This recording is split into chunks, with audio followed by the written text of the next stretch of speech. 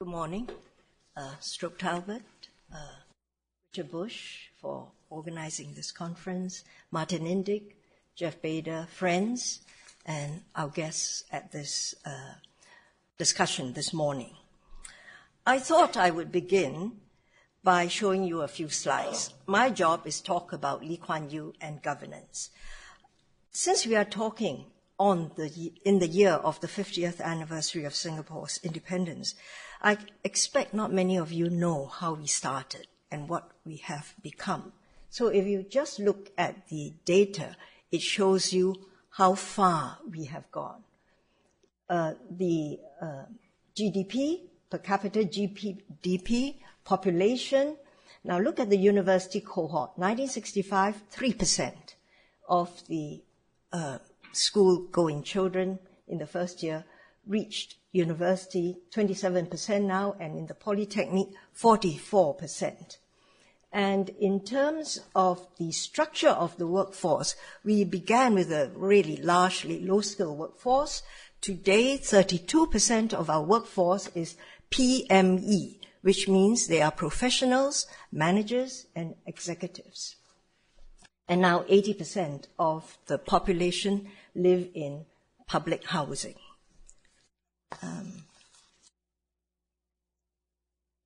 Just some slides to show you Singapore as we were. Singapore as we were and Singapore today. We were like that in 1965, okay? 70s, 80s, present. It's important because, as Sashi says, not many of our Singaporeans know where we started from, and it is not surprising. Not many Singaporeans are interested in history. We don't dwell on history. We have no historical perspective, except for a few who are academics.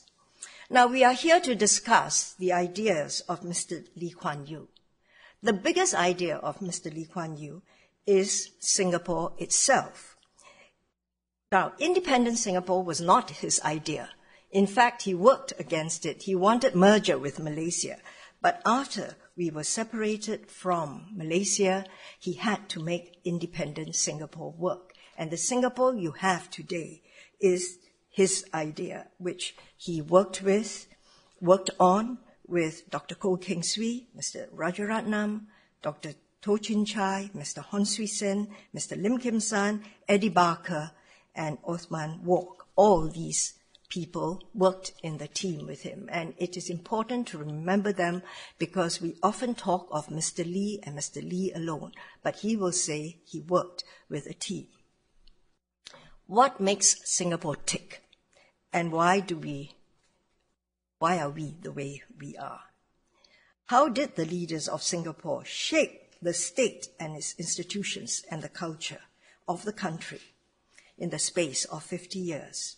Now, much has been said of Singapore, about Singapore, much caricatured. Disneyland with a death penalty, paradise designed by McKinsey. These are comments by journalists who make fleeting visits to Singapore.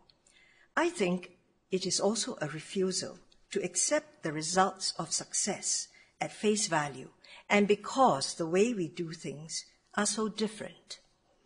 But things were and still are very different between a city-state and a medium-sized country and a continental-sized country. And this is one aspect which I find not many observers and analysts actually realize. Consider these facts. The size of Singapore is 3.5 times the size of Washington, D.C. No natural resources, not even water. At the time of independence, we were 2.4 million people, multi-ethnic, and we existed in Southeast Asia in a region with China to the north and in a region that was tense and hostile. We were expelled from Malaysia amid hostility, and Sukarno in Indonesia was actively mounting a policy of confrontasi against Singapore and Malaysia. An independent Singapore faced many challenges, and many said we wouldn't survive. Lee Kuan Yew and his team began to think actively of how to make this nation-state city-state and nation-state, an improbable country into a country. And in fact, he said, Mr. Lee said, if you want to bake a cake, there's a recipe. You want to build a house, there are books and manuals. But if you want to build a nation, there are no books to tell you what to do. Now, if I had to distill his thinking about governance over the years, I would list 4 important elements or principles. Were they held rigidly over the years? After Singapore's independence, I would say the basics remained. The fundamentals were there, but they were updated with the times. The 4 principles of governance. Let me just enumerate them. Firstly, for Singapore to survive, it has to be extraordinary. We have to be a first world in a third world region. And what does he mean by that? It means we must not just have first world infrastructure, the hardware, the buildings, the expressways, the green parks. More importantly, we must have first world software. And Singapore must demonstrate that it has efficiency, rule of law, non-corruption, competence, and produce a sense of security and safety. So that's the first principle of governance, to achieve that. Secondly, what matters for Mr. Lee is that for a country to succeed, it is institutions and men. Today we say people. It is important to build institutions, he said. And he added, you can have the right institutions, but not the right men, and the constitutions won't work and would be ripped up, and new constitutions would be needed.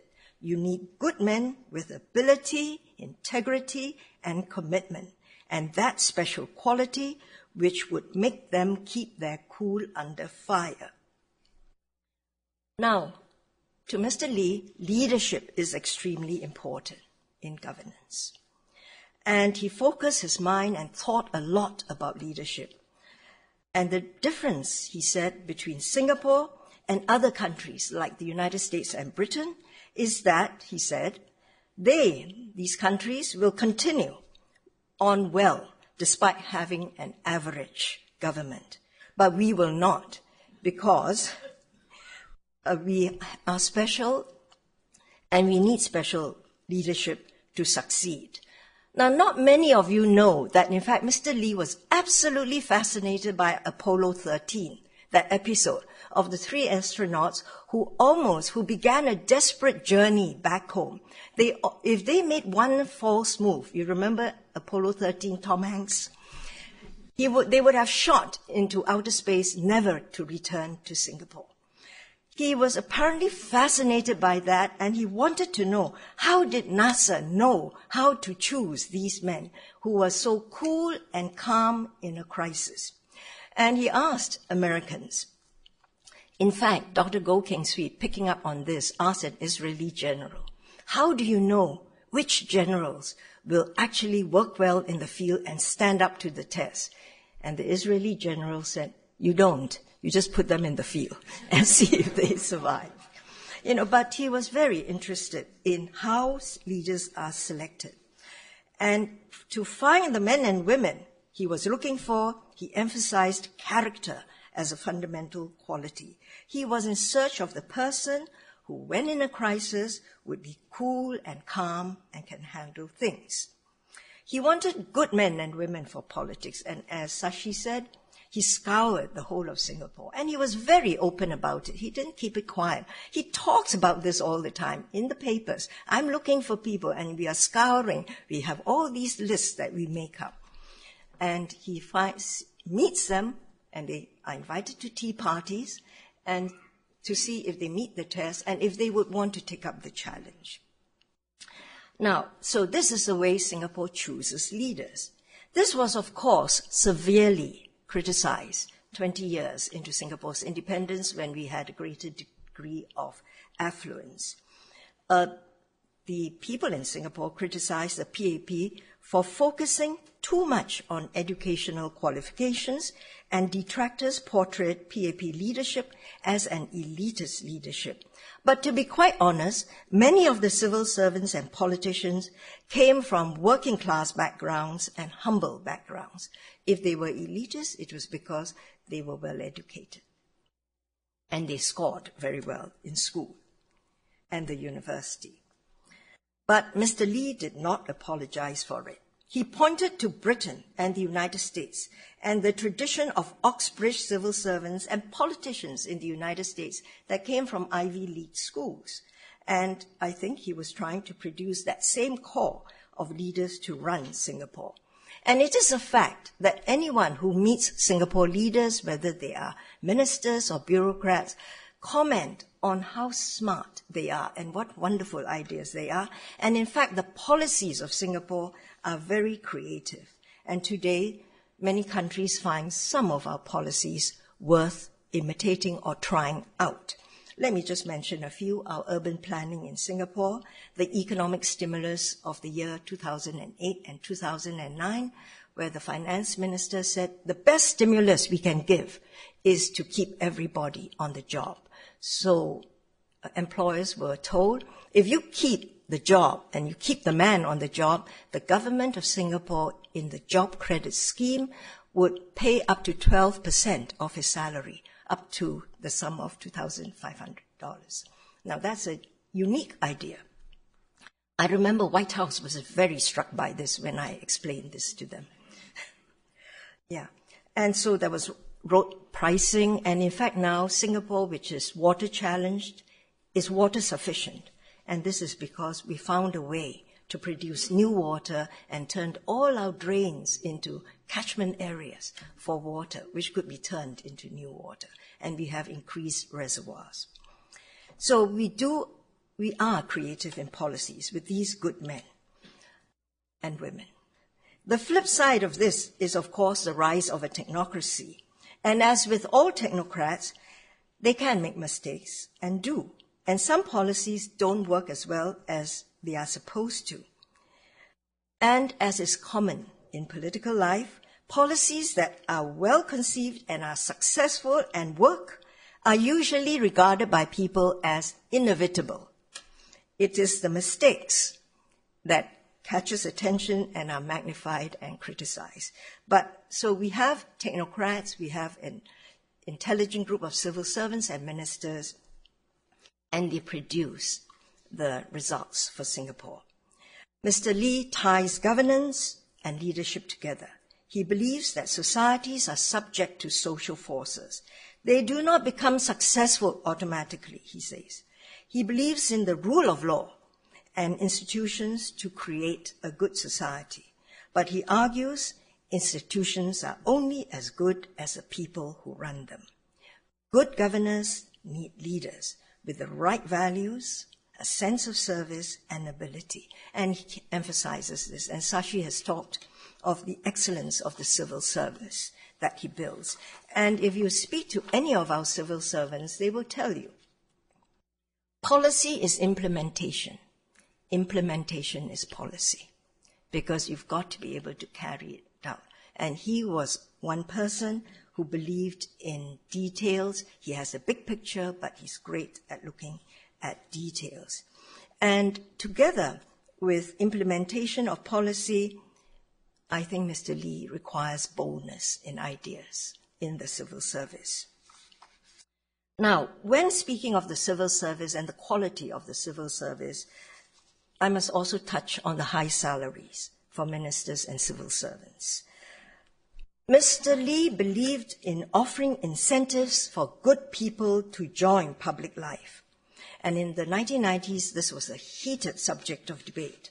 But let me say that Mr. Lee did not begin in 1990s to think of paying ministers and civil servants well. In fact, in 1966, in an interview with the press, and Singapore had just become independent a year, he said he worries with so many distractions, how can he in fact get good people to come into the civil service, which was so important for Singapore, to join the public service of Singapore. So Singapore paid very good salaries for ministers and for civil servants. But this has become a hot button issue. And in the elections of 2011, there was a crescendo of this. Now, after the May 2011 general elections, the government appointed a commission which made a recommendation of pay cuts for the ministers. The commission, in fact, recommended that the President of Singapore would receive a 51% pay cut in his salary. And he was then paid 1.1 million. The Prime Minister received a 36% pay cut in his salary, and he's paid 1.62 million on the grounds that the Prime Minister, the scope of his work is much larger than that of the President's. And ministers received a 37% pay cut, and the lowest of the ministers received something like $600,000 US dollars. So there was a drastic cut. And I would say since that pay cut, the commission announcing the pay cuts, the boil has been lanced in Singapore. I think there is less criticism, though the issue is not completely off the table. It's always going to be there. But I think the idea that you have to pay really decent pay and competitive salaries to get good men and women to work in the public service and to join politics is still in Singapore. And frankly, when we talk about this before foreign audiences, most of the foreign audiences said this is the right policy. If you don't pay politicians, you do not get good people into politics, and they do all kinds of things as well. Now, I cannot leave the subject of institutions and men without saying a little bit about rule of law in Singapore. Mr. Lee Kuan Yew has made hundreds of speeches mentioning rule of law. He does this very frequently. And in fact, we are a society that abides by the rule of law. Now, some people have attacked us and said, it's not rule of law, it is ruled by law. And I read the essay by the Chief Justice, former Chief Justice of Singapore, who explained rule of law in this way. There is liberal rule of law, which encompasses human rights, democracy. And there is A.V. Dicey, the Oxford law professor who wrote the tome on constitutional law, is the Dicey version of, it's a very well-respected British professor on rule of law. And the three views of Dicey's rule of law is the supremacy of the law over arbitrary power. Second view, the equality before law. And the third view, that the general principles of the Constitution, such as individual rights, are found in the decisions of the courts based on common law. But Dicey does not elaborate very much on the morality of the law or the fairness of the law. It's just to the law. I would say, Mr. Lee Kuan Yew, in Singapore, we are between the two definitions. The Dicey definition of law is by legal scholars known as the thin rule of law definition. Then there is the liberal rule of law definition, and we stand somewhere in between. And Mr. Lee's view of rule of law is, in fact, encompassed in this, and let me read this. In the essay on law and politics, the former Chief Justice says, Mr. Lee's rule of law has the following propositions: that the state may only exercise power in accordance with the law. Secondly, everyone is equal before the law and equally subject to the law, and any citizen can find redress against another, including the government, for any act which involves a breach of the law. And thirdly, the purpose of the rule of law is to produce order and justice in the relations between man and man, between man and the state. And the rule of law, in fact, requires that judges be independent so they can decide disputes impartially without interference from any party, including that of the government, and that it is necessary to protect the integrity and sovereignty of the state and maintain law and order so that you can create an orderly and safe environment where people can live in the safety, peace, and harmony to that end. And in our rule of law, we do have the Internal Security Act, which allows for detention without trial, but you have to produce habeas corpus. I think in today's world, given the threats of terrorism, I think many people are beginning to see some reason for the existence of this law.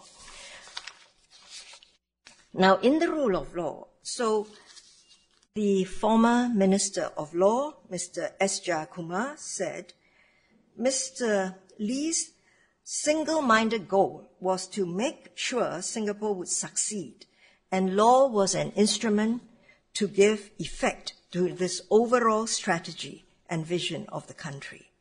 If new laws are needed, the laws had to be amended, and the attitude was, get it done to ensure policy is effectively implemented.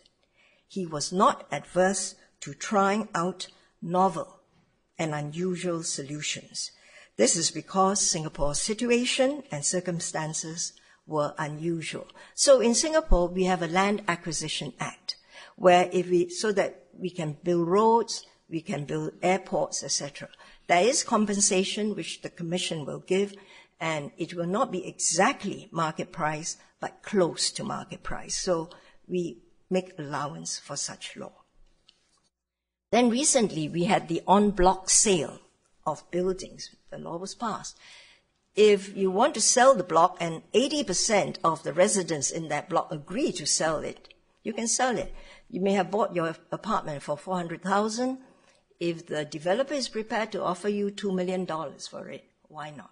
So 80% of the signatures must be got. This is private property. So we do make some, there are some creative new ideas in the law. Now, in actually pursuing the rule of law, the Minister of Law said the fact that Mr. Lee Kuan Yew had a British education and was exposed in Britain for such a long time increased his view of fair play, which is why he retained judicial review, ensuring that public policy, bodies such as statutory powers behaved legally and fairly. And on commercial law, he said to Singapore lawyers, the AG's chambers, do not reinvent the wheel, go to the United States, United Kingdom, and Europe and see what they do about commercial law. And I think we borrowed quite a bit from that. And today, Singapore is a major arbitration center where people have some trust in the courts and the way they adjudicate. Now, the third point, which I would like to highlight, is that that Mr. Lee believes Singapore must be pragmatic. I won't dwell on it since Sashi has just mentioned it, that really in Singapore there are no ideologies. If we have an ideology, it is pragmatism. And Mr. Lee describes himself as pragmatic. In fact, in 1978, in a speech before the 26th World Congress of the International Chamber of Commerce, Mr. Lee said, I read up the theories and half believed in them, but we were sufficiently practical and pragmatic enough not to be cluttered by theories. If a thing works, let's work it. And that eventually developed into the kind of economy we have. Our test is, does it work? Does it bring benefits to the people? Our first objective is to get the economy going, to provide jobs, and to feed the people so they can live. So we welcomed MNCs at a time, 1960s, 70s, when the whole world, the development world, was against MNCs because MNCs exploited, but we welcomed them. And they provided the jobs, we learned from them. And so we've been always adjusting in a practical way.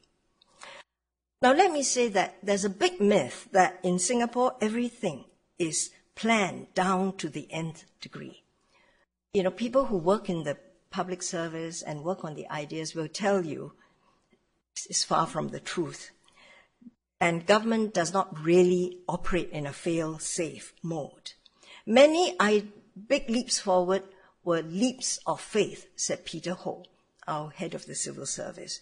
For instance, when we built the Tanjung Pagar into a container port, containers as a mode of transportation was not yet proven, yet we went ahead with it. And to go ahead with it, the minister then in charge of, the chairman of the Port of Singapore Authority got in foreign consultants because everyone in Singapore turned the idea down.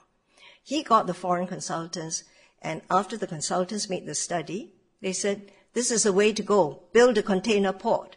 And we did, and that's where we are today. And we spent a lot of money on the consultants, but Mr. Hao Yun Chong said, this is money well spent. There's focus on long-range thinking, but the long-range thinking also plans for changes, and that is important to remember. So in our pragmatism, we do long-range planning, but we will also, in fact, plan for change within that long-range thinking. Finally, the fourth point on governance, his fourth principle is that a society loses its vigor if it eschews excellence and competition. Equally, a society loses its cohesion if it fails to take care of those who are left behind. This principle has always been with the Singapore government. When the PAP was founded, it was a democratic socialist party. And in 1959, they came into power engaged in an open front with the communists. The first areas they looked into was housing, education, and health. And Singapore needed the good policies. Today, taking care of those who are left behind has become a major issue in Singapore politics. And we have always provided some safety nets for the people. Some of you may know the book of John Micklethwaite and Adrian Wooldridge, The Fourth Revolution, The Global Race to Reinvent the State. And the authors were interested in societies. How do you run a good government? How do you produce entitlements, but yet also manage economic growth? And John Micklethwaite said, he spoke to Mr. Lee Kuan Yew. He said, Mr. Lee practiced tough love. In other words, you have support, you give safety nets, but they are properly targeted. And Mr. Lee told him that, you know, I watch Europe and I watched Britain, and he is really dismayed by the extent to which welfare has been abused. And he describes it as an all-you-can-eat buffet. And he did not want in Singapore to introduce an all-you-can-eat buffet. Now, let me say that in recent years, Singapore has stepped up on its welfare benefits. The poor, the disabled, the elderly, and the aging population is getting a lot of share. There has been very many measures introduced and subsidies, so much so that some people ask, is the Singapore government becoming socialist? Well, they are not. But let me say that in a time when globalization is creating great inequalities in societies, what Singapore has done Singapore has become one of the first to start reintroducing entitlements at a level which is necessary. And it may be such that other societies will have to do that because of the inequality in the structural unemployment that is produced by globalization.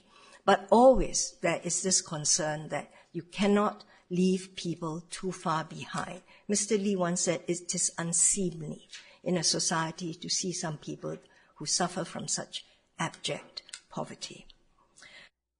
Now, finally, I feel I have to touch on the authoritarian model of Singapore. Discussing his ideas would not be complete without saying a few words about it. I would say that many commentators have written about Singapore and Mr. Lee Kuan Yew's authoritarian model. Indeed, many liberal academics and journalists refer to Singapore's success, but they say at what cost. Many also suggest that our practices are really that of soft authoritarianism. It's not real authoritarianism, it's soft. Farid Zakaria calls Singapore an illiberal democracy, that Mr. Lee Kuan Yew is an autocrat. My sense is that with democratic governments now under stress everywhere, the Singapore model is getting a second look. Singapore is doing well in terms of the economy and social policies. I have to say that when I was doing research on this, I did not see any evidence or statements from Mr. Lee Kuan Yew that he planned for centralized government from the word go. That was not in his plans in 1965 and 66. It was not in the blueprint. But the situation was precarious. Singapore became independent in 65. In 1967, the British did a defense review and said they were going to withdraw forces east of Suez. And so Singapore would be without its security protection, and the British base contributed to 30% of Singapore's GDP. I think this created a sense of emergency in Singapore, that something has to come together very quickly. So he worked very seriously, and he thought that these are the plans that must go ahead. But frankly, the reason we had a one-party parliament for a very long time was not anybody's doing, certainly not the government's doing, but it was the opposition party that opted to withdraw from politics. The Barisan Socialists, which was a left-wing political party, in fact, in 1968 declared they would not run in the general elections. They had quite a reasonable presence. They said they would not run in the elections because it was the line of the Malayan Communist Party, that Singapore's independence is phony. They should go to the streets, start guerrilla warfare, not do constitutional politics. And I think that was how suddenly the parliament was without an opposition presence. Well, it was handed over to the People's Action Party, and they became the only party in parliament. Of course, they liked it. It's easy to pass bills and so on. And it was not till 1981 that one opposition member came back again. So to say that Mr. Lee started being authoritarian, it is not true. It was there. So I think the circumstances have shaped it. But the sense is that Mr. Lee has often talked of phases of development. And at certain phases of development, you have certain kinds of government. Today, I think you will find Singapore much changed. And, in fact, we say Singapore politics is normalizing.